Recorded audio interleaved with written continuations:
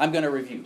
We said Dante introduces this very radical idea that you can get rid of Jesus, basically, and replace Jesus with your God person, with that incarnation or that flesh and blood individual to whom, in your total devotion, can transform your world and take you out of the dark wood into which you had fallen midway through your life's journey. And then I said, but then he balked. He walked away from it. And in the end, the way the poem ends is Beatrice bails on him altogether, gives him one last fleeting smile out of the corner of her eye, and turns to contemplate God. In the meantime, Dante's looked back down on the planet Earth and said, who cares about this crummy place, this threshing ground? It looks so pathetic. So his experience of divinity then leveled all of the meaningful distinctions in his life. The most meaningful distinction in his life was the distinction between his relationship to Beatrice and everything else. He had this romantic, chivalric interpretation of love, that being involved with Beatrice was the most important thing, and everything else had its importance in relation to his relation to Beatrice. That gets leveled once they get up to near God. Beatrice bails on him. He thinks the earth looks like a crummy dump. He goes to have this mystical, blissful experience in comparison to which nothing else matters. That's why we said it veers dangerously close to a kind of nihilism, because with respect to God, then the way it turns out in Dante, nothing else mattered. It leveled all the distinctions. And I didn't want to make it, I made it sound kind of dramatic when I said Dante balked, he walked away from it. But it wasn't his fault.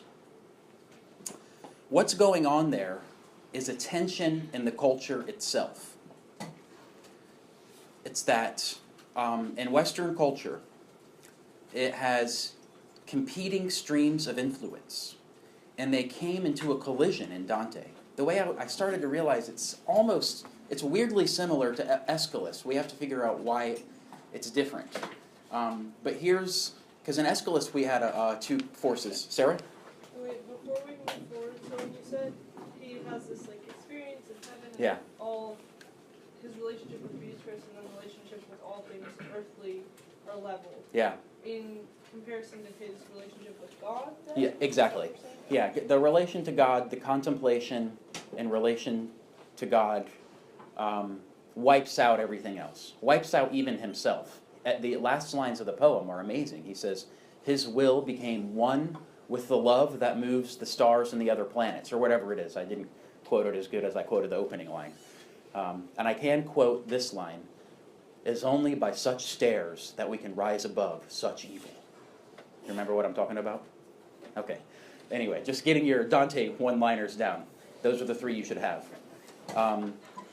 In the end, it wipes him out. He becomes absorbed into the love that moves everything. His will became one with the love that moves the sun and the stars. So it wipes everything out. This is a kind of mystical bliss out. But from the perspective of flesh and blood human beings who are down here and need to be saved, need to have relationships that matter to us, that can guide us, what good is that? That's our question. It looks to be that there's a weird problem when you take the Christian interpretation of the incarnation, or the Christian phenomenon of the incarnation. Jesus is a God-man, a flesh and blood incarnation, bodily, in relation to whom you can have your life changed and you can relate to God. You don't need to relate to God as an abstract, otherworldly, ethereal thing. You can relate to Jesus now. That's the way we were reading the book of John. But then how does that square? That's one strand of our heritage of the West. There is the Judeo-Christian strand, which says God comes into being at a certain time in history. Everything before that is different. Everything is after that is different. If you live after Christ, you have the opportunity to be saved. You have the opportunity to live in light of that revelation. If you live before that, you don't have that possibility. The Hebrews had the idea that they were a chosen people, that they had a special relationship to God. It wasn't for everybody. It wasn't a universal, rational setup. They were chosen. They were particular. They were in a particular place at a particular time. That's one strand of our way of thinking about what makes life worth living. Historically, relative, local, non-universal, embodied, incarnate. Then there's the Greek heritage that we get with especially Socrates, Plato, and Aristotle, who discovered rationality and who said the most important things about human beings is the contemplation of eternal truth. And it's getting in the right relation to a real reality that's out of space and time, that's eternal. They invent the idea of eternity, something totally outside of space and time, that's perfect. Like when I was talking about the form of the triangle a couple of weeks ago. All these crappy triangles that I draw are imperfect versions of triangularity. That's the classic example from geometry. Triangularity is something ideal. Mathematics describes that ideal reality. Human beings have the possibility of using their reason to get in touch with that reality. This is like Plato, potted history of Plato, okay? Aristotle comes along and he has a similar idea. He posits, though, something called the unmoved mover. The unmoved mover, or the prime mover, is what shows up in Dante as God, and what Thomas Aquinas called the supreme being. It is a kind of posit, or by posit I mean something you claim is there. It's a principle of reality that explains everything else. How do you start? How does it all get started? What's the final explanation of motion and mathematics and everything, the way the stars move? Aristotle says it's from this entity called the prime mover, the unmoved mover. It's outside. Well, let me just leave it there. That's what happens. Dante and Thomas Aquinas take that Greek heritage and use it to interpret Christianity, where Christianity has this version, at the same time has this competing strand of being embodied, flesh and incarnate, temporal, local, not universal, not outside of space and time. So when Dante goes through all this trouble in the poem to reinterpret Jesus and then radicalize it to be something any of us can have access to, if you can have that kind of relation to another flesh and blood person. And then at the end, he does a switcheroo and says, no, the important thing is getting in the right relation with this eternal, outside of space and time, disembodied entity called God. I said he balked, he walked away. It's not his fault. It's a tension in the culture. And that's what's being expressed in the poem as we see it. Okay, that's what I wanted to start with. I'm going to back up then and come from the beginning of the course up to where Melville is. But I'll stop to see if anybody wants to say anything about what I just said. I said it's kind of like Aeschylus, but in Aeschylus, the two sides, the old gods and the new gods, they get synthesized into a new mood of patriotism for Athens. So there's a kind of higher harmony that happens. Dante, I'm just thinking out loud about maybe that comparison is going to be a blind alley and we shouldn't get sucked into it, but it occurred to me anyway. Theo?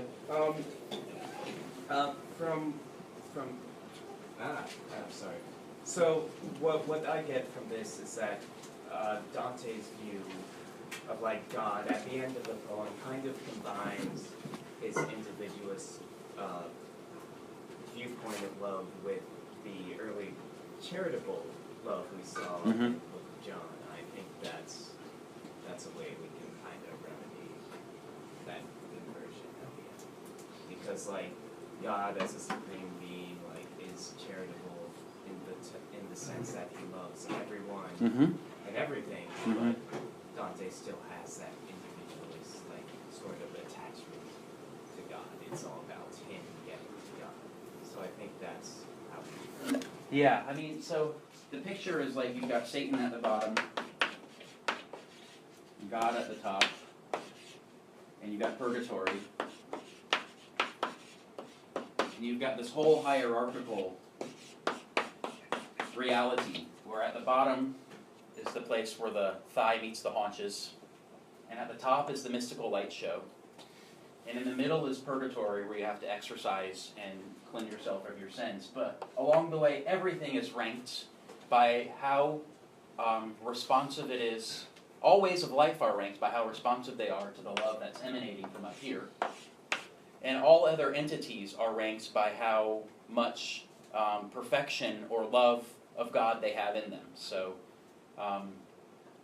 human beings, we talked about this a little bit, human beings seem to be more perfect. They're receptive to God's love in ways that are not. That's why the poem's more about them than it is about insects or flakes of gold or dust or cockroaches. They're creations too, but they're ranked lower. They don't even actually, I don't even know where they show up on here, because this is the afterlife. Is there an afterlife for the bugs? I don't know. Don't ask me.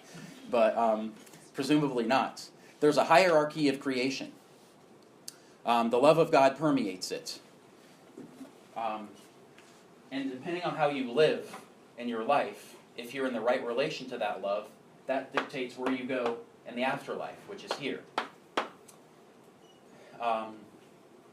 We're saying that by putting this relation to this disembodied cosmic force pulls the plug on the importance of loving individual, particular things in your life.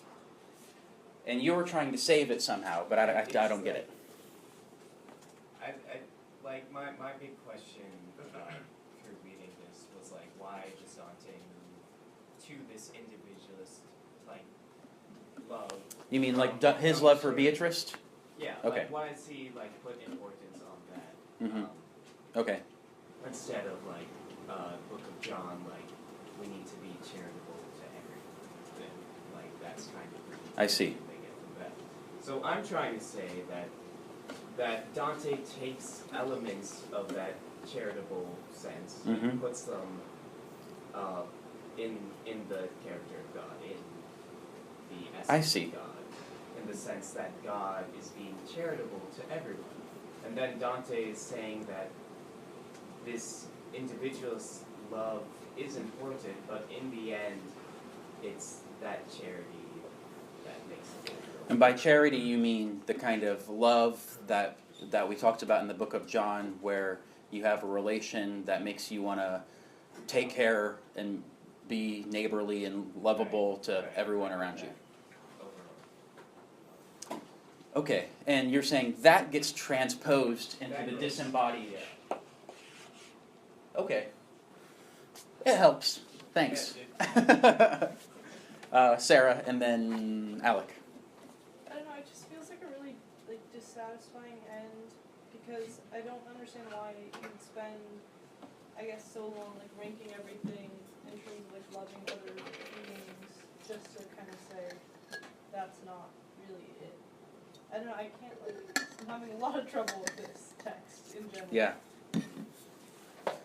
Me too. Alec.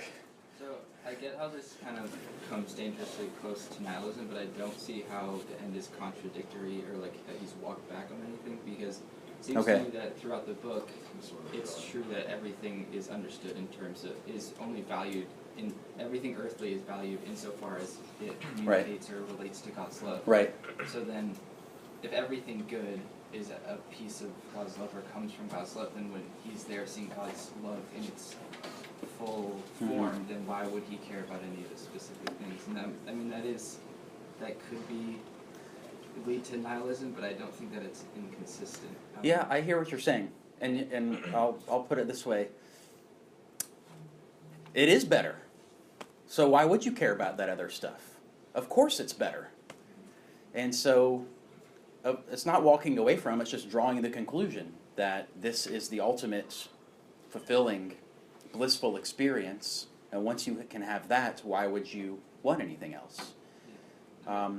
And there's something to that. But it feels dissatisfying for anyway. After all the excitement of him putting Beatrice where Jesus was, what were you going to say?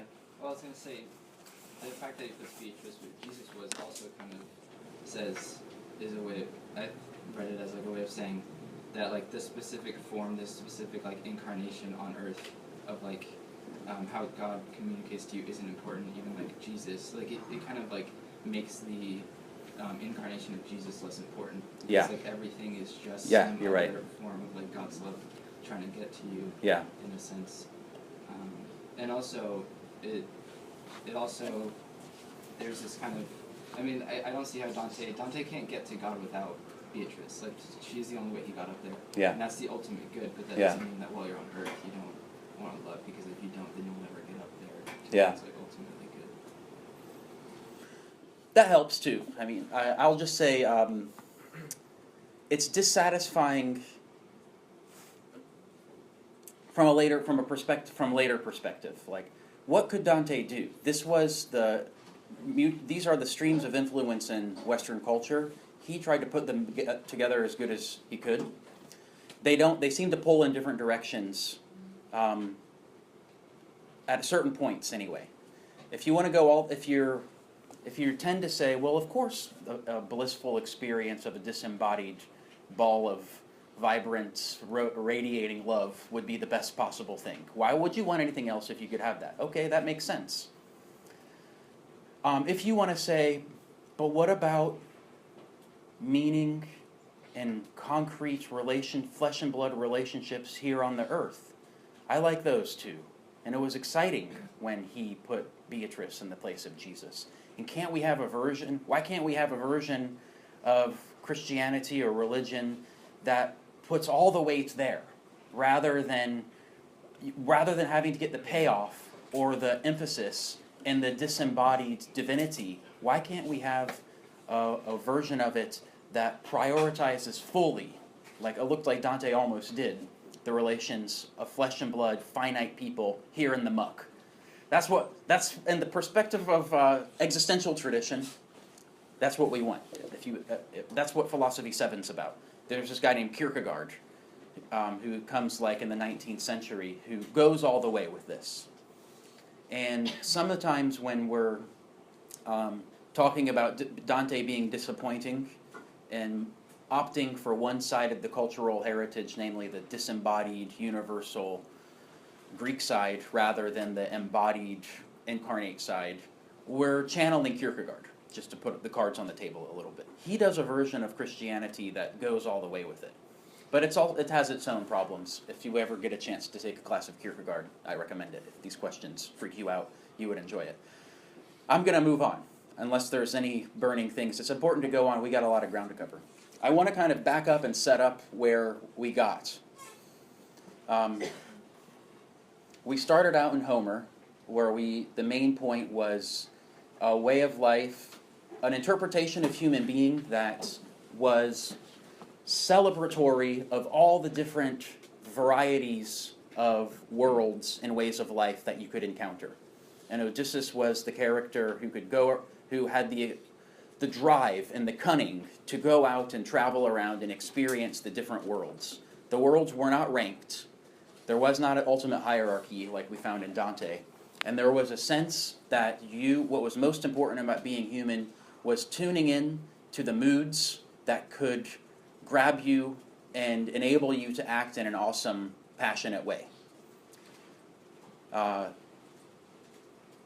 sense that we have a will, or that we have rationality, or we have some ultimate thing that we need to be doing, like love one particular thing, that's not in the picture. There's a lot of different moods. There's a lot of dimensions of reality that can be revealed to you, and it's a big adventure if you can give yourself over to that way of life. That's the adventure Odysseus had.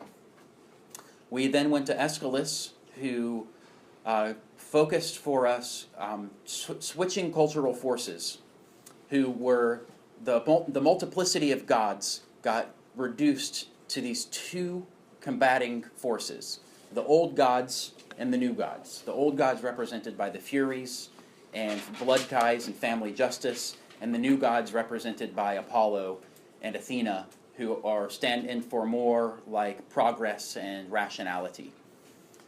So the very fact that all the different unranked, unsorted Homeric pantheon got reduced to these two camps was already a sort of shrinkage in the field of existential options, in the field of the way the gods relate to us. Let me put it another way. In the way that we can relate to what the sacred is. If the sacred is something about being tuned into something greater than you, something that calls you, like the moods did in Homer, there was a multiplicity of them. In Aeschylus, they get reduced to two forces. Although Aeschylus still has a sense of Zeus, of whatever he may be, this kind of background sense that there is some force guiding us that we can't articulate, and he calls it Zeus. He doesn't try to hinge everything on it, like Dante does hinge everything on one god. Aeschylus has reduced the field to two. We then went to the book of John, that we said was a reconfiguring work that created a new paradigm for human beings, which we called the agape love. And agape love was a new contender for the ultimate mood and the ultimate way of life for human beings. What was weird and interesting, we said, about the book of John was the way we could make sense of the phrase that he who has seen me has seen the Father, which is the idea that you can relate to the whole. Whatever the whole is, you can call it God, you can call it, as we were tempted to, the background practices that were shifting, the whole that's enveloping you, that Aeschylus called Zeus, that Homer had a lot of names for. In the book of John, you can relate to that ultimate possibility for human beings by relating to Christ, to Jesus. Jesus Christ. I don't know. Which one are you supposed to say? Does it matter? Jesus Christ. Then we saw Dante combines this picture with a Greek picture that we've just been kind of talking about in the background, that's represented by Plato and Aristotle, that Aeschylus was a step towards in his sympathy for the forces of rationality represented by the new gods. So Dante takes the Jesus story, and he is part of with Thomas Aquinas, synthesizing it with the Greeks' version of rationality and the prime mover that Thomas Aquinas called the supreme being. And the whole thing is, the universe is set up to look like a book. It is a book. The significance of God's love is everywhere you look. Everything is a symbol for that love. Everywhere you look has a significance depending on how the person's responding to God's love, or how that entity in question, how perfect it is, or how much love of God it reflects. Gold has more love of God in it than dust. They ranked beings. There was a great hierarchy, or this scholar Matthew Lovejoy called it the great chain of being. That gets us to Dante. This is the kind of the medieval world in a 30-second soundbite, is what I just told you. But you look around, and everything exudes the meaning of God's love. We read that one passage about the 7 holes in the head being related to 7 heavenly bodies, that kind of thing that the scholar Charles Taylor calls hierarchical complementarity, which is a phrase I love. It's hierarchical because the heavenly bodies are higher up than human beings, and it's complementary because we resemble, or it's complementary in that it's resemblance. We complement. Our way of, our physical makeup complements, is a resemblance to the cosmos as a whole. And living the right kind of life is tuning in to the order in the cosmos, namely God's love. What happens after Dante? Here you're going to get 400 years of crazy Western history of the world, but primarily we're talking about history of the West. You'll get 400 years of insane history of the West in another 30 seconds. It's hard to avoid, but we gotta go on. I give you some sources, though. What I'm about to say is drawn from a sociologist named Max Weber. I can use this one. The philosopher named Charles Taylor, who I'm always talking about. Weber has an essay called Science as Vocation, and he has a book called The Protestant Ethic and the Spirit of Capitalism.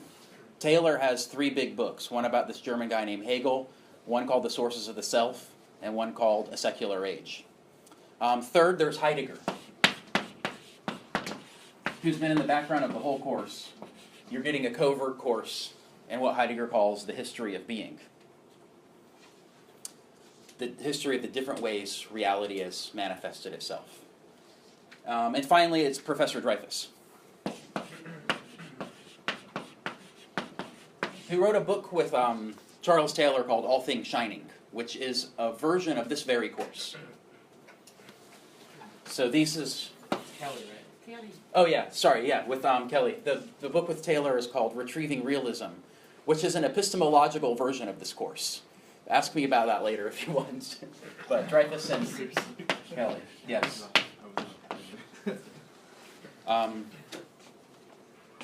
So this is, in a word, this is what they call modernization theory. What happened between Dante and Melville? A couple of big cultural shifts. One, the Protestant Reformation with Luther, who was sick of the influence of the priests and the Catholic Church and said every person can be a Christ to every other person. So people can have a direct relation to God. They don't need to be mediated by the church. And he's very famous for having this one-liner from Luther. He says, "Here I stand, I can do no other, God help me." That was his famous proclamation when he nailed his theses against the church on the door of the cathedral in Worms.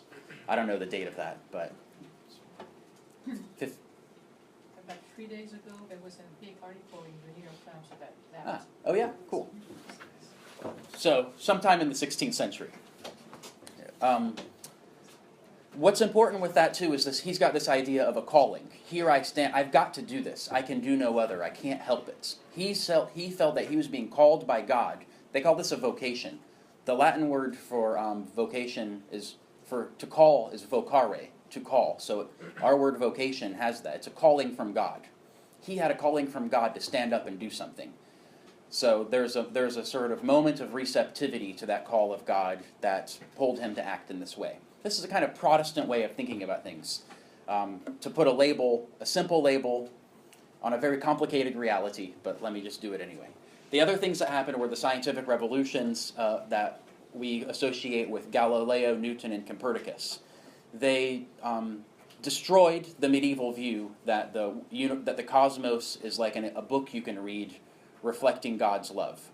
They said it's not because God loves gold that it's a higher form of metal and that it has these beautiful properties. It's because it has certain atomic properties that you can describe without reference to God at all. It's not, cannonballs don't fall because they're attracted towards the area of Satan where the thigh meets the haunch. Cannonballs fall because of this force called gravity. And gravity's got nothing to do with the haunch meeting the thigh and being far away from God. So, and the scientific revolution does two things. It mechanizes nature. It turns it into more of a machine than a beautiful book you can read. And it objectifies it. It turns it into an object. And the other side of turning it into an object, to say that it's an object is to say it's not this animated, spooky place with spirits and godlike creatures zooming all around it. It's an object that follows laws of nature, and our job is to discover the laws of nature. Gabriel, were you going to say something? No, it's like a Descartes who uses like the who tries to get rid of the scholastic language that Yes. like, Aristotle uses of like something moving towards its like purpose or goal. That's right. And like or its end for and so like he did That's remove right. that language and just give it a very mechanistic. That's right. Gabriel said that the scientific revolution removed teleological explanations of nature. teleology is a fancy philosophy word for saying processes that are guided towards an end, that are guided towards a goal. So you say, what's the teleology of giving this lecture be? It's to get the students to understand the transition to the modern world from Dante. But they used to, pre-modern science gave teleological explanations for nature in that they said the telos, or the goal of the earthly things, they tend towards their end. The end towards which they go is the area where the thighs meet the haunch. Their telos, their goal, is to be dragged down there. And that's according to the kind of matter they're made up of and the scheme and the way God created stuff. The scientific revolution says, no, it's about not about teleology, it's about laws. Here's one, it's gravity. Here's another one, inertia. They discovered these general laws. That also objectifies it. Here's the thing, when you turn nature into an object, you turn people into subjects.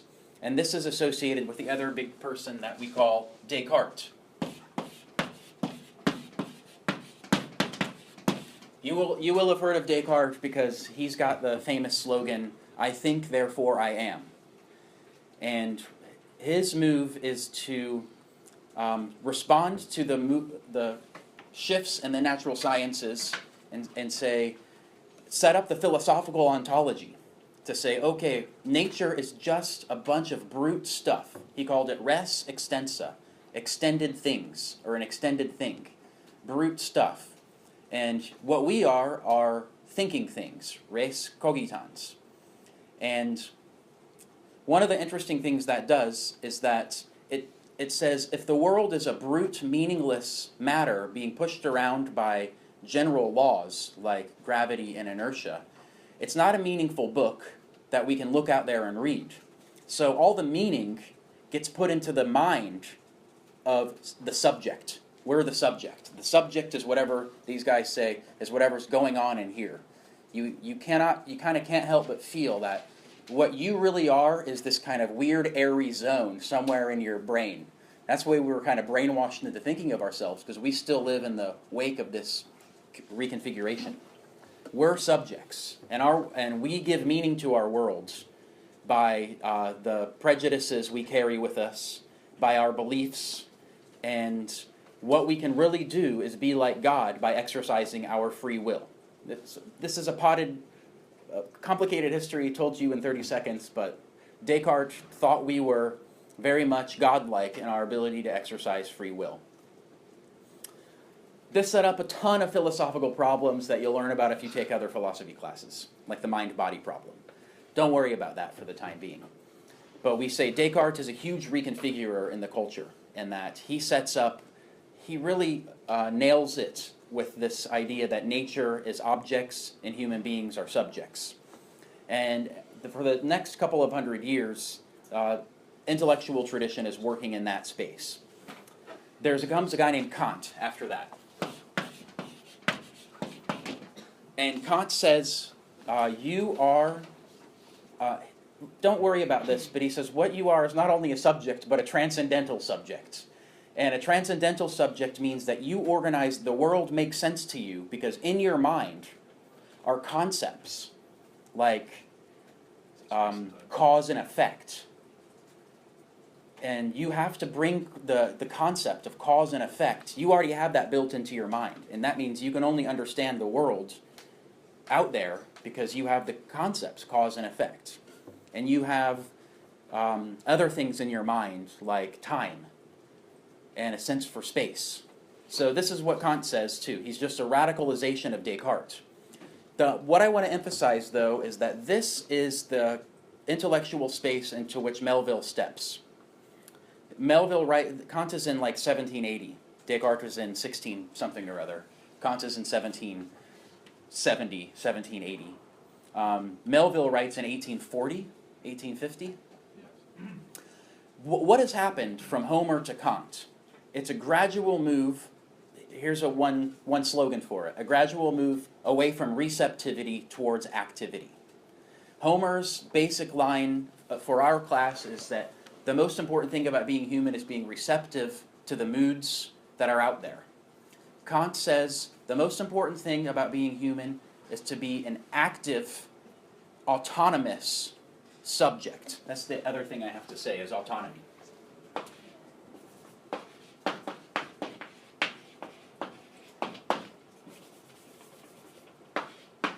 We're subjects.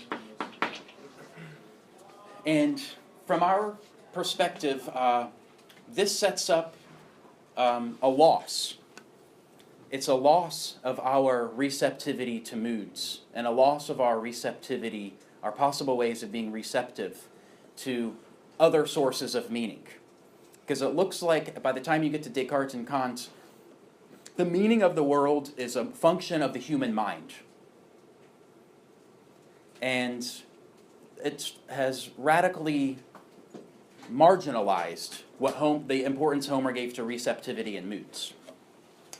So it's in this space, this is also called, Weber calls this the disenchanted world. It's a world that has been objectified, mechanized, and inhabited by autonomous subjects. This is not Dante's world, it is far from Homer's world. Melville is somebody who's very sensitive to what this is leaving out. Let me see. I've been talking all this while without looking at the notes. Does anyone want to say anything while I catch up? You said he was leading out, or Melville's doing what? Melville is sensitive to what this picture is leaving out. Oh, leaving out, sorry. So this is the picture, we call it modernity. Okay, that's that fancy word they use. Modernity is the world that was brought into being by the scientific revolutions.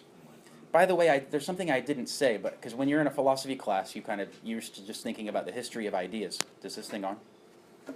The other thing that happened, of course, was the European colonialization of the world. So the Europeans went out there who thought that they were the guys who knew everything about creation, and they went out and discovered these cultures who had never heard of God, and never heard of their God, never heard of Jesus, and had practices that were completely foreign to what they thought human beings were supposed to be about.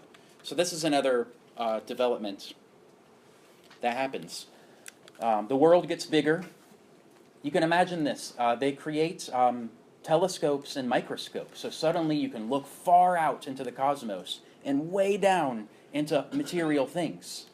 They never saw those things before. It freaked them out. There's this one of the favorite guys from Professor Dreyfus is, I can't get this open, is Pascal. And Pascal says, when he looked up into the telescope, he says, "The eternal silence of these infinite spaces terrifies me." Imagine looking into a telescope for the first time and looking into a microscope. Can you do this?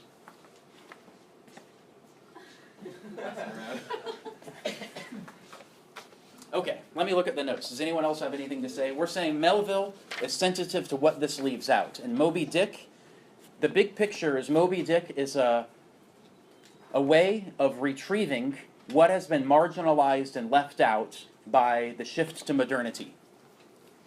It's a way of returning, thank you. It's a way of returning, I gotta put it over here, to a version of what Homer had.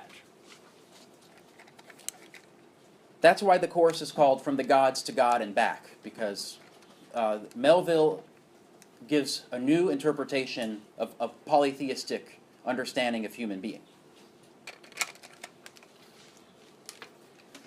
Is everything... Did I leave anything out so far? Okay. Okay. Winton, do you want to ask something? Now I'm going to switch to actually talking about Moby Dick. Is there an extent to which there is like,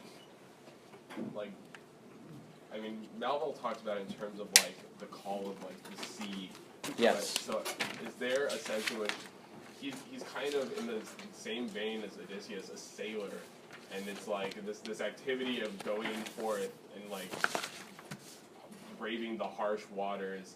Is that like a specific type of activity that tunes you into Good.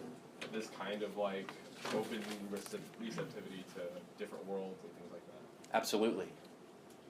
Well, presumably we're going to get here about the main distinction in Melville are the land people or the sea people.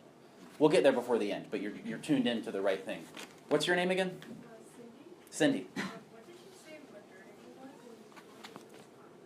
In the context of this class, it's the phase in the history of being, to use Heidegger's term, but it's the phase in history that comes after the medieval world, the one that was created by the scientific revolutions, that mechanized and objectified the world, and that was problematized by the Protestant Reformation, Luther said, I don't want to listen to the Catholic Church telling me I should read Aristotle to understand Christ.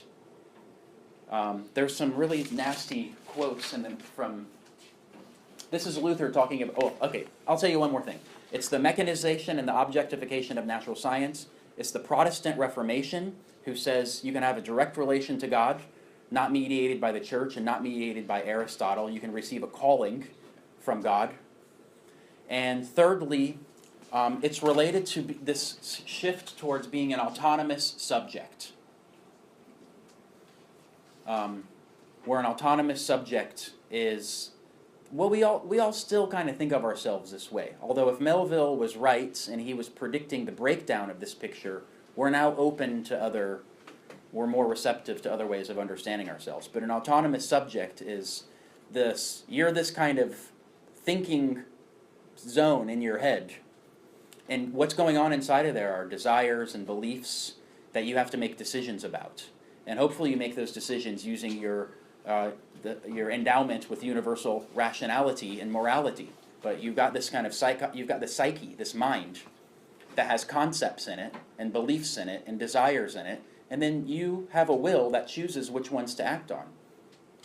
And if you're doing it right, you're being autonomous, which means you're giving yourself the law. That's what autonomy means. Auto means self, and nomos means law. So being autonomous means you're acting according to your own best sense of what you should be doing. Typically that means acting rationally. So that's the three things: scientific revolutions, Protestant Reformation, and emergence of the autonomous subject. What this leads, and largely speaking, this is a shift to activity away from receptivity of Homer. And we want to say it leaves a lot out. And if you believe Weber and Heidegger, it was a kind of disaster. And it set up a world that we live in now of modern technology, where we treat the world not as an object, but as a resource to be disposed of when we're done with it. And according to Heidegger, the shift to technology and relating to the world as a resource rather than an object is an expansion upon this shift of modernity that we were just talking about. Okay, does that satisfy you? Okay. Let me go to the notes about Melville, and we'll spend the next 35 minutes talking about what's going on in Melville. Any other questions before we do that? Good. So the book opens with this weird couple of pages called extracts. Now, don't get bogged down in them, but you should spend some time looking at them. Did you spend any time looking at them? What was your impression of them? What's your name again? Jason. Jason. Really just wanted an impression of how the whale is a central concept in at least the world of the narrator. Yeah. At least the world of Ishmael, and but also the idea that there are numerous different other worlds from which we could approach this central world, and it almost seems that there's interconnectivity between various ways of life in Moby Dick. Good. From which you can attune to any as you please, but they're all equally valid, but they're not rooted in gods, but they're rooted in something more autonomous, but not quite full camping autonomy. Good. So there's a sense that the whale is all important, and there's a lot of different ways of saying stuff about the whale. You said some other stuff in there too, but I'm not going to grab onto that stuff. I'll grab onto those two things. Alec, were you going to add something? I was just going to say, kind of mystified the whale, made it kind of like, if that's the right word. Mystified the whale. Yeah, I mean, Yeah. it's kind of like, scary. Like, it's different than the objectification you're talking about, where this is like just like a mammal, this is like this Good. Yeah, what is this crazy thing about which you can say all this crazy stuff? You know, what kind of object is out there that could be the kind of thing you could talk about by saying all this seemingly crazy, sometimes crazy stuff? For example, how far off? 2.5 miles. Thunder and lightning, so near. Call all hands. What does that tell us? Sarah? I feel like it just kind of serves to get you in the right mindset to understand how they like view the sea and seafaring more. Because Okay. it was kind of necessary transition to such a foreign world to us. That's useful also, that it's easing you into the world of seafaring, setting the tone of what the world of the whalers is like. And it is a weird world. Jake? I actually very much support that view. Like I don't know if you guys have read any like Conrad or anything, but like I actually it's like it actually would make perfect sense. It's like an attunement. Like you have like they like need to. You could never ever even relate distantly to it. Like they're doing their best job to get you to a place where maybe you could start to see like something of what it actually was. Yes, exactly. Good. Okay, so let's just move on from there. I mean, it's a weird intro that should make you feel weird about this world and book that you're entering into, and we can say more about it when we get there. But one of the big questions is going to be, what is this white whale? What does it represent? I mean, this is another book, just like Dante. It's saturated with meanings and symbols. And the most pregnant symbol is the white whale, as you've all heard of. Moby Dick is the name of this white whale that eventually they go out after in a boat called the Pequod, led by a weird guy named Captain Ahab. And so what is this white whale, and how are we able to get any clear understanding of it? That's kind of one preliminary question of it. And if you're asking yourself, what is that supposed to mean, ask yourself too, what is this weird world that we live in? Where did it come from? Why are there so many weird kinds of people on the planet? What's the best way to live your life? What is a human being? Who has the answer to that question? So in the first page, in this text it's page 14, but I see a bunch of different versions out there. So we're going to have to try to coordinate. I think they go by the chapters though, it's not like just by pages. It's not going to be easy. So in Loomings, number 1, the first line, call me Ishmael. Already, it's not saying my name is Ishmael, it's saying call me Ishmael. Now, who was Ishmael? Does anybody know? He was the son of Abraham who was banished from like the area of Mesopotamia that they lived in. Good, so he was an exiled son. Good. Exiled son, a wanderer. A wanderer, a homeless wanderer. So that's the first thing to notice. No world of his own. And he's not even naming himself. He's not saying, I am Ishmael. He's saying, call me Ishmael, whoever's narrating this book.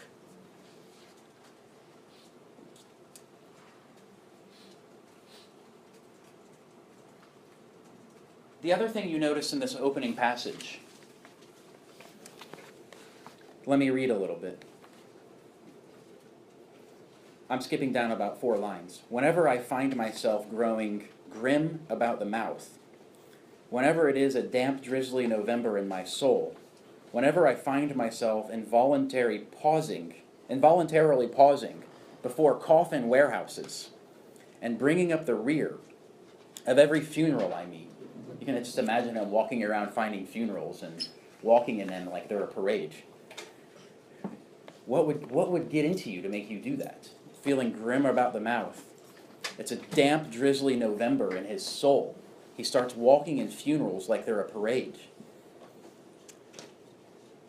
Whenever my hypos get such an upper hand of me that it requires a strong moral principle to prevent me from deliberately stepping into the street and methodically knocking off people's hats, then I account it high time to get to sea as soon as I can. This is my substitute for the pistol and the ball. With a philosophical flourish, Cato throws himself upon his sword. I quietly take to the ship. There is nothing surprising in this. If they but knew it, all men, in their degree, sometime or other, cherish very nearly the same feeling towards the ocean with me. So cool, right? The ocean is beckoning him. He's called toward the ocean, but in what frame of mind is he? Gabriel? He's in a suicidal frame of mind, right? Like, at least that's the way that I read it, is that, like, Yeah. he's literally, like, there's no, like, He said it's suicidal. I think that's a little extreme, but at the extreme it's suicidal. He's feeling pretty dark, though. yeah. I mean, I think he's feeling like life's meaningless. So Yeah. That's, like, the general feeling that I would give it. yeah. Jake? A desperately receptive frame of mind. Good. That's a useful thing to say, too. I'll put it this way. He's desperately moody. He's in a dark mood. So he's receptive to the dark tidings around him. When you're in a dark mood, it's the dark things that show up to you as worthwhile to do.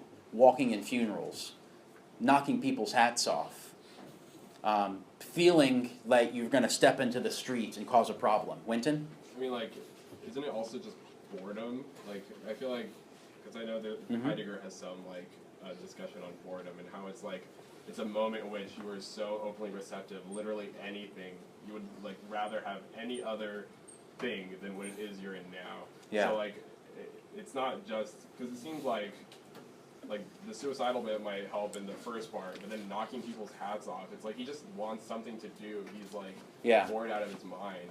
I think there's something to that. The land, he finds the land boring. This kind of goes to your earlier point. One of the things we're going to see is that there's fundamentally a difference between the land people and the sea people, or the land and the sea. We can start the chart.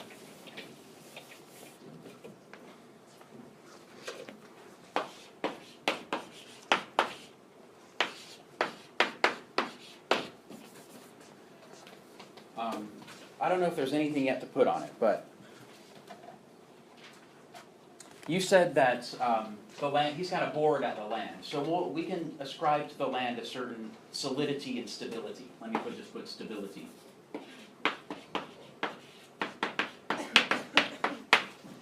Which for certain people is boredom. Jake? Do you think this would be an important distinction at all? Maybe to instead of say boredom, like idleness, like a much less of a like a stagnancy, do you think that's a distinction that is at all worth being made rather than boredom? Maybe like idling of like his engine or something, like he's like it's like a like neutral. Yeah, I think that's right. I mean, both of them work. What we get out of this in general is that he's got this dark mood, and if you read more deeply into it, he's a moody guy. He's like gets pushed around by his moods, and he's in a mood of needing to get the hell out of town and go on an adventure. The other moods we see him in the first couple dozen pages is when he meets when he goes to the place where he's going to sleep. And the landlord says he's got to share a bed with this weirdo named Queequeg. And he's so upset about it. And everything about Queequeg and everything about the room, everything shows up to him as annoying. And that's the kind of mood he's still in. When he wakes up, though, and after he's had some interaction with Queequeg, he's in this very bright mood where he finds Queequeg so inviting, so interesting, so something he wants to latch himself onto. He learns a lot from Queequeg, but he had to get into the right mood to be receptive to it. At first, he was still in his dark, dreary mood. Something about his encounter with Queequeg starts to pull him out of that mood, anyway. And what we see is, in general, a sort of vast openness to moods and different ways of life. At first, he's like, who is this Queequeg guy with shrunken heads? And he's tattooed all over his body, and he shaves his face with a harpoon, and he sleeps with a tomahawk that he smokes tobacco out of. He is this total weirdo, but he finds him so attractive and so inviting. So Ishmael is a person open to moods and open to the invitation of the unknown. And so that's why you should already see why we're thinking of him together with Homer. Because as we were reading Homer, the people in Homer were at their best, living the most intense, awesome form of human life when they were let themselves given over to their moods and act in light of what their moods are telling them to do. So Ishmael gets in a dark mood that tells him, get off the land. And he listens to the mood, and he gets to the boat. Let's see, I want to read something from here.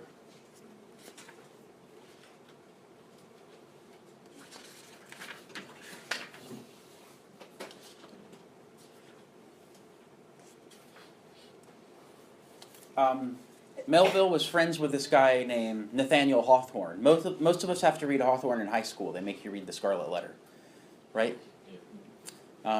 Melville really looked up to Hawthorne, and they exchanged letters. And when he was finishing Moby Dick, he wrote the following lines to Hawthorne. I'm reading from, they quote it in the book that Professor Dreyfus and John Kelly wrote. I've written a wicked book, but I feel spotless as the lamb. It's a strange feeling. No hopelessness in it, no despair. Content, that is it. And irresponsibility, but without licentious inclination. I speak now of my profoundest sense of being, not an incidental feeling. So Melville sees himself as having written a wicked book, an anti-Christian book. It's an anti-monotheist book. It's the book that is the antidote in the history of the West to the hierarchical monotheism that was given expression in Dante.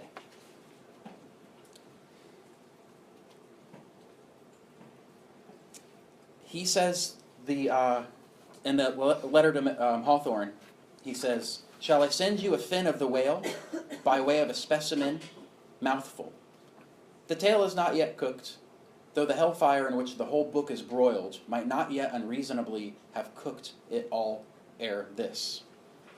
This is the book's motto, the secret motto. Ego non baptizo te in nomine, but you make out the rest yourself. So he uses this Latin phrase, ego non baptizo te in nomine. I do not baptize you in the name, and he leaves it off. The rest of the quote is, I do not baptize you in the name of the Father and the Son and the Holy Spirit, but in the name of the devil. That's the secret motto of the book, he says to Hawthorne. So we start to ask ourselves this question, why does he call the book wicked? Why does he then regard it as an anti-Christian book whose motto is deliberately against the Christian tradition? And that's one of the big pieces of evidence we're bringing you on the first day here, that it is a hearkening back to polytheism. It's a reaction against monotheism and the nihilism that monotheism has wrought, according to Melville's way of seeing it. Because one of the things monotheism does, but that Homer could do, was show what meanings were out there in the world that you could be receptive to if you could get into the right moods, or let the moods pull you and show you the world and all of its multifaceted. I was going to use a word that I like better, but it's a weird word.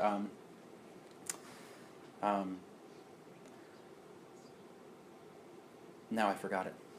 It's not multifaceted. Multifurious. Do you know what word I'm trying to say? Doesn't matter. I'll tell you next time. By the way, the guy I was trying to remember last time was Neil Diamond. Rick Rubin produced Johnny Cash and Neil Diamond in the 90s. I went away not remembering. I couldn't remember Neil Diamond. Check them out. The Rick Rubin produced Neil Diamond records from the 90s are pretty good. The Johnny Cash ones are better. But really, you should listen to the stuff that Rick Rubin produced in the 80s. If you're interested at the height of pop music of the 80s, whatever Rick Rubin produced. What Melville is tuned into is that you can be tuned into many sources of meaning in the world. There's not one hierarchy. There's many ways of being in touch with the divine. There's many ways of being in touch with the sacred. And Ishmael is a character who goes on an adventure to get in touch with all the different versions of the sacred and the divine that he can encounter. And he so actively resists the Christian temptation to hierarchize them according to one ultimate explanation. So that's where I'm going to go back to the notes. Were you going to say something? Was the word you were thinking of myriad? Myriad, that's a good one. There's a phrase, myriad, I'll put it on my list.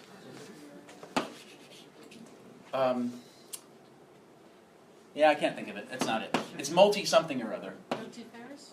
Yeah, that's the one. Multifarious. Yes, something. Multifarious.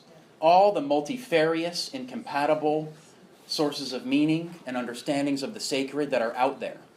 There's not a hierarchy that explains them. If you try to hierarchize and explain everything in terms of one mono explanation, you lose out on the intensity and beauty that human beings are capable of encountering in their lives. That's what Ishmael is about. So like Odysseus, Ishmael himself doesn't have a final home to go to. He's also a wanderer. No job, no family. He's more of a wanderer than Odysseus. He doesn't have an olive tree bread to go home to. He doesn't have a wife waiting for him. He's got no roots at all. He lives in a whole range of possible worlds. And he wants to be at home in all the worlds he lodges in. He's respectful and interested in all forms of the sacred, the holy, and the divine. That's where on page 53 and 54 of this one. This is section 10, Bosom Friend. Right before section 11, Nightgown, that's when he is hanging out with Queequeg, who at first really turned him off, and then he realized, this guy's super interesting. In fact, I will get in bed with him, cuddle with him, let him cuddle me all night, and I will kiss his weird little idol. That's what he says. Consequently, I must then unite with him in this. Ergo, I must turn idolater. So I kindled the shavings. I helped prop up the innocent little idol. Queequeg has this weird little statue that he prays to and does ceremonies with. And so now Ishmael's getting with it. I offered him the burnt biscuit with Queequeg, salamied before him twice or thrice, kissed his nose, and that done, we undressed and went to bed, at peace with our own consciences and all the world. But we did not go to sleep without some little chat. So here he is, at first thinking, oh man, the landlord's going to make me sleep with this weirdo cannibal, covered head to foot in tattoos, praying to his weird little idol. And then, after a little bit of interaction with them, he goes all the way and he kisses the idol, and he cuddles with Queequeg through the night. He's open to different forms of the sacred. Yes, sir. What's your name again? I'm just trying to make it easier for all of us. I think possibly the different books might be on kind of the same page. That's my page 54. Yeah, I think it's the same as this one. Okay. So we don't really have anybody else this one. This is like also, we're into the little chat is also page 54. So it's the same. Good.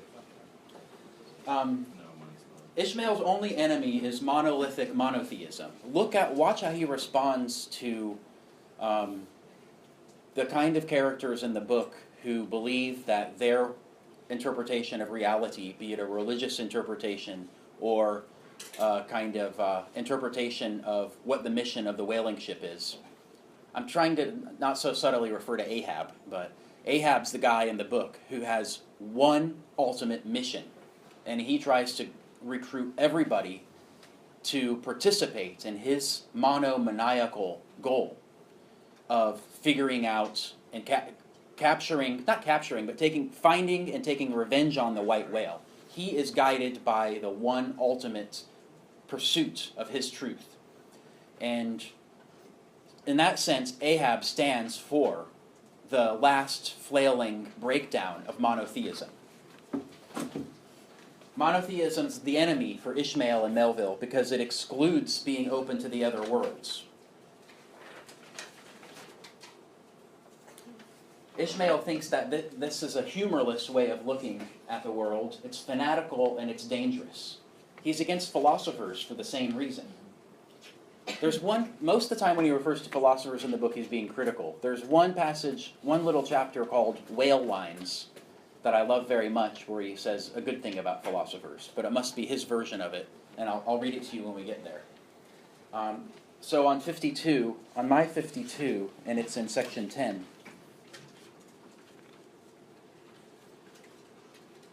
he's talking about Queequeg. He seemed entirely at ease, preserving the utmost serenity, content with his own companionship, equal to himself. He really admires Queequeg. Surely this was a touch of fine philosophy, though no doubt he had never heard there was such a thing. But perhaps, to be true philosophers, we mortals should not be conscious of so living and striving.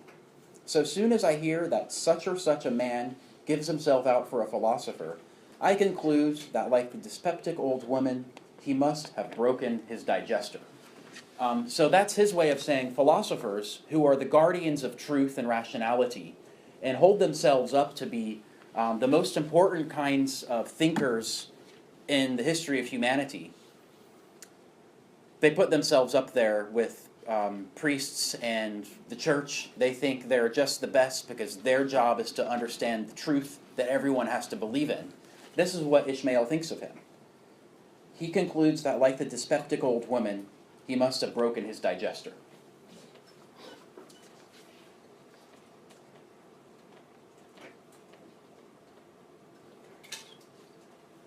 Now, the other way that you can see this starting to happen, Ishmael's interested in the world as a mysterious, I gotta write the word down now, multifarious, that's my word, you're right, Geneviève.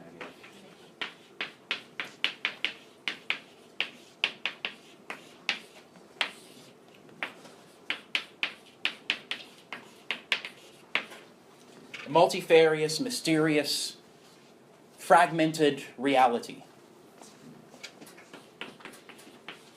It's not unified. That's why I say it's fragmented for Ishmael and for Melville. There's not one ultimate hierarchy that you fit all these things into. Ishmael's very interested in the mysteriousness of reality. That's one of the reasons why he's attracted to going on the whaling boat. And one of the ways you see this symbolized early on in the book is when he gets to the inn, and he starts looking at the painting that's in the wall. It's called the Spouter Inn. And when he walks in there, he sees a painting. And look at the way he describes the painting. I'm on page 21, which is section 3, the Spouter Inn. On one side hung a very large oil painting, so thoroughly besmoked and every way defaced, that in the unequal cross-lights by which you viewed it, it was only by diligent study and a series of systematic visits to it and careful inquiry of the neighbors that you could arrive at any understanding of its purpose. Imagine this being something you could say about the world itself. So unaccountable masses of shades and shadows that at first you almost thought some ambitious young artist in the time of New England hags had endeavored to delineate chaos bewitched. Then he goes down describing it more, and I'm in the next paragraph. A boggy, soggy, squitchy picture, truly enough to drive a nervous man distracted. There is a nervous man that gets distracted by a reality he cannot control and make sense of. That nervous man is Ahab. He cannot be content with a soggy, boggy, squitchy picture. According to Melville and Ishmael, reality itself is like that. It is a fragmented, multifarious, mysterious, foggy, boggy, soggy picture that can sustain a number of conflicting interpretations of it and conflicting understandings of what makes it sacred. Ahab is not the kind of guy who can deal with that. So little by little, Ishmael is still looking at this weird painting. And he finally notices that there is something like a whale or a big fish in the middle of the painting. I'm on top of my page 22. It's like the end of the second paragraph of section 3. Stop. Does it bear a faint resemblance to a gigantic fish, even to the great Leviathan himself? talking about this. When he talks about the Leviathan, he's talking about the sperm whale, which is the kind of whales they're after here. They used to go out and whale the sperm whales because they could get this weird stuff out of their heads that they made oil with. Is that right? Why did they go after the sperm whales? There's some spermaceti that they use to make stuff, candles with, and they... To light. Yeah, to use lights to light lamps. That's what they're after, is the sperm whale. And now he says, in fact, the artist's design seemed to be this, a final theory of my own, partly based on the aggregated opinions of many aged persons with whom I conversed upon the subject. The picture represents a Cape Horner and a great hurricane, the half-foundered ship, weltering there with its 3 dismantled masts alone visible, and an exasperated whale, purposing to spring clean over the craft in the enormous act of impaling himself on the 3 mastheads. Now, I have a new respect for the people who read this book out loud for Audible. It's hard to get through a sentence without messing up. It's hard. So the point there we want to say, he comes up with his own theory about what's going on in the picture. He says, I've got my own final theory that I've put together by interviewing people and going around and talking about it. But he doesn't go around trying to convince everyone else that his theory of the painting is the one and only right theory of the painting.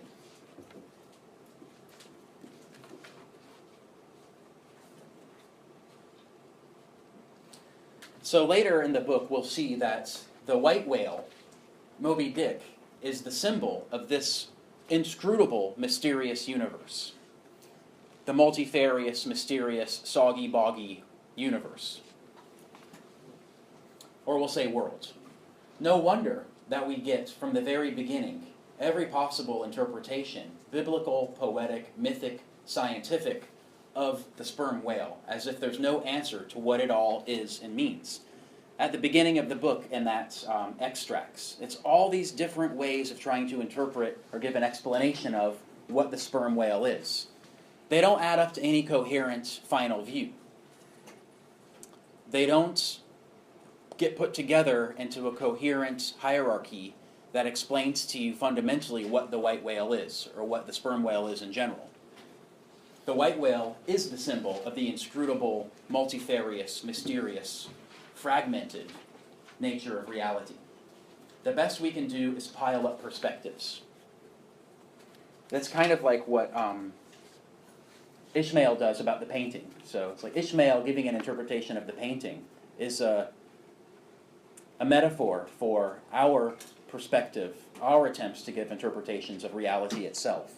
But Ishmael is playful about it. He says there on the bottom of 21, it's the Black Sea in a midnight gale. It's the unnatural combat of 4 primal elements. It's a blasted heath. It's a Hyperborean winter scene. It's the breaking up of the ice-bound stream of time. I like that one. So he's there multiplying different interpretations of what the chaos represented in the painting could mean. Chaos bewitched. So now we'll get here with our last 5 minutes. We'll come back to our little chart here, and I'll just put some columns in. But what you want to do is pay attention to the way people relate to the sea or relate to the land. What kind of people are attracted to the sea? What kind of people are attracted to the land? Some of the characteristics we can say is that the land is closed and the sea is open. He often describes the sea as being boundless. So we can say the land is bounded. It's got borders. The sea is boundless.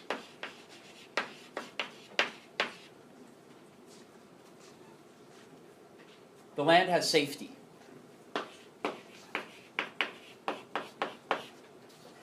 And the sea is dangerous and unstable. They have some crazy adventures hunting the whales you're going to see. If you ever get bored in the book, just keep going. I mean, actually, some of the passages can be pretty boring, but you just have to keep going. Ask yourself, what if there's any interesting symbols or metaphors in there that relate to this big picture interpretation we're giving? Don't get bogged down, just keep reading it. Every now and then, even though the content seems boring, Melville's going to bust out with some funny, crazy phrase, the most insane words you've encountered in the English language. And just getting that out of the boring passages will be enough to keep it interesting for you.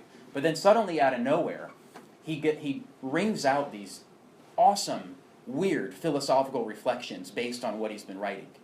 And so you got to look out for those juicy morsels. And I have to tell you, even those seemingly boring, pointless passages in the book, they all add up to this big theme that we're pursuing, that there is no ultimate explanation of reality. Why does he spend so much time discussing the skeletal structure of the whale? Why does he spend so much time talking about the different ways the whaling boat is organized? None of it adds up to any explanation. There is a metaphysical import to all the seemingly pointless passages, so just keep reading them. That's my advice to you. Let me add a couple more bits on here.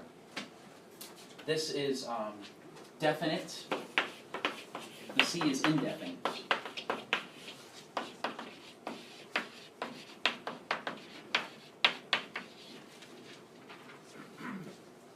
There's something slavish and weak and boring about the land people.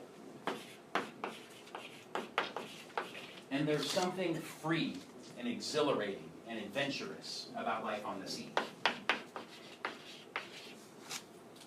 If you ask yourself if the land and the sea could stand for philosophical or religious interpretations of human reality, which one are you going to opt for? That's the question of the book. According to Melville and Ishmael, what we get in hierarchical monotheism is a narrowed down, bounded, safe, definite, slavish, boring interpretation of reality.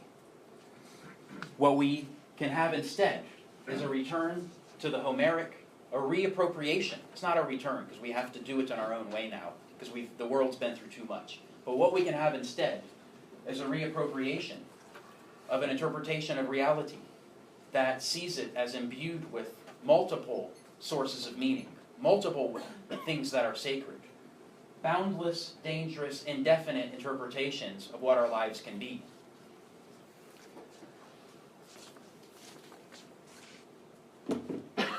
So that's your choice in life, by the way, and that's what we're going to read about in this book.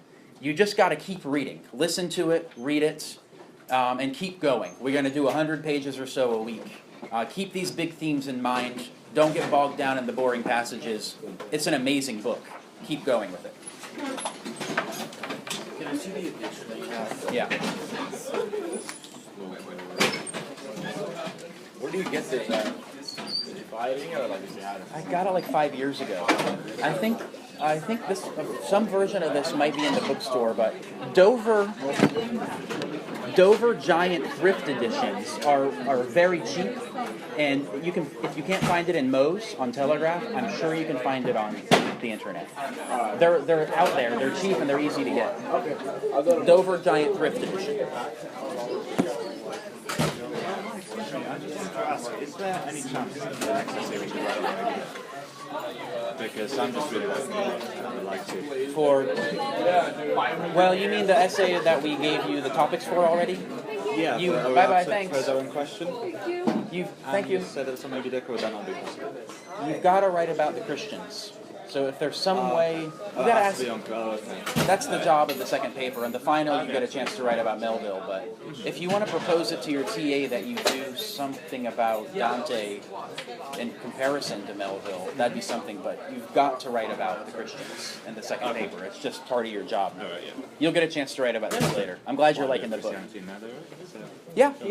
Father Mapples, Starbuck. There's some Christian kind of characters in there. Yeah. Yeah, thank you. Thanks. All right, thank you. Wow, that was terrific. Thanks, Bert. Channeling you. I was so grateful you were going to just do it, but now I feel doubly grateful. What you did was hard to teach this book. Yeah, definitely. Did you have a question? Yeah, you said something at the end that was more directed at us. You said, like, this is your choice or Yeah. something between, I think we talked about land and sea. Yeah. Can you, I don't know, elaborate more on that? I was trying to be dramatic, but I actually believe that. I mean, we live in a world where the traditional religions aren't taken for granted anymore. And so if you were born 500 years ago or in Dante's time, it was normal. You were born into a family that gave you a religion, and there was no questions you could really ask about it. Yeah.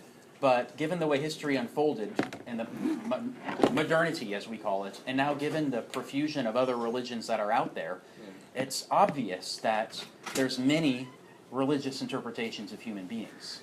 None of us can take it for granted that the one interpretation that our parents tried to give us is the right interpretation. We might want to believe it, and that's fine, but we can't take it for granted, like people could in Dante's time, that this is the answer to what human beings are. So in that sense, we all have a choice. Do we want to keep grabbing on to a traditional religious interpretation? That's valid. A lot of people do it. But it is a way of trying to avoid that side of things. That's what religions do, according to Melville and Ishmael. So we do have a choice because of the way the world has unfolded. We can't take for granted all the traditional religions. We can choose one and then cultivate those practices and do them as well as we can. Or we can have a life of boundless, dangerous series of interpretations and navigation without any ultimate certainty. Melville and Ishmael are going to kind of give us a lot of metaphors for thinking about that, and we'll say a lot more about it. Because the trick there is to do that without being a nihilist, without being, without saying, nothing matters, what am I going to do today? It doesn't matter. We don't want to go there with that. So how do you live a life that's without certainty, without stability, without ultimate foundations in God or religion, and still live a passionate, meaningful, devoted life? That's the question of the book. Wow. Volkington is then more important than one would have thought. Yeah. Correct me if I'm wrong. I think I probably am wrong, but like it seems like I don't know much about Kierkegaard, but he seems to like look at things like from the sea perspective. You're right. But then he's like, but instead You're of right. like embracing that emotionally, I'm going to go back to the land. He tries to synthesize them. Yeah. Or he tries to hold them together. Yeah. You're exactly right. I mean, he has this funny phrase where he says, "You're swimming over 20,000 phantoms." Really? Yeah. This is from Melville. That's Kierkegaard. Oh, I thought. Yeah, he brought up Kierkegaard. Yeah, but you're right to see that. Okay. And Kierkegaard tries to hold them together without having to choose one or the other. Does he pull it off? I'm not sure, but that's what he tries to do. The leap of faith, right? Yeah. Yeah. The leap of faith is having a commitment to something that keeps you safe, Yeah. but always knowing you might have to walk away from it. It might fail. It might not work out. But being fully committed to it, getting your meaning from it anyway, but knowing at the same time it's not for everybody, it's not certain, you might be wrong, and that kind of thing. So that's his job. No, and it was in the air because they're free. Kierkegaard, Nietzsche, and Melville were at the same time. Yeah, that's right. Yeah, a lot of the stuff that Melville comes up with are very... He's anticipating Nietzsche a lot in some of the characters. Yeah. Nietzsche is one of the other figure who's saying, let's go with the open sea rather than the land, and that's what makes life so possibly adventurous. God is dead, and that's a kind of horrifying prospect, because now all the traditions that we took for granted, we can't use them in the same way anymore. We can't rely on them. But look at all the new possibilities for interpretation and adventure we have, given that. So Nietzsche's a sea person also. And Bulkington, who I didn't get to talk about, Bulkington is a kind of Nietzschean character. Melville says, the land scorches his feet. He can't stand stability and safety. He wants to be out on the adventure all the time. Melville doesn't seem to think that's the right way to go, though, because Bulkington disappears from the book. Yeah. Well, is he dead? It's kind of implied. Yeah, I guess so. I hadn't thought about it. He's But never mentioned again. The fact that Melville introduces him and then lets him fade away shows that Melville doesn't think that's the right way. In the same way that he puts, and this is your view, though, he puts in Father Mapple a kind of Kierkegaard Protestant view that you should have a calling. That's what the story of Jonah is about, getting a calling and acting in light of that. And that's what really you need to do, is get your calling and live that way. But then Ishmael walks out of the sermon pretty bored and just goes and hangs out with Queequeg. Yeah. So that shows in the same way that Melville doesn't think that's the more interesting way either. Ishmael and Queequeg have to find their way. That's neither of those.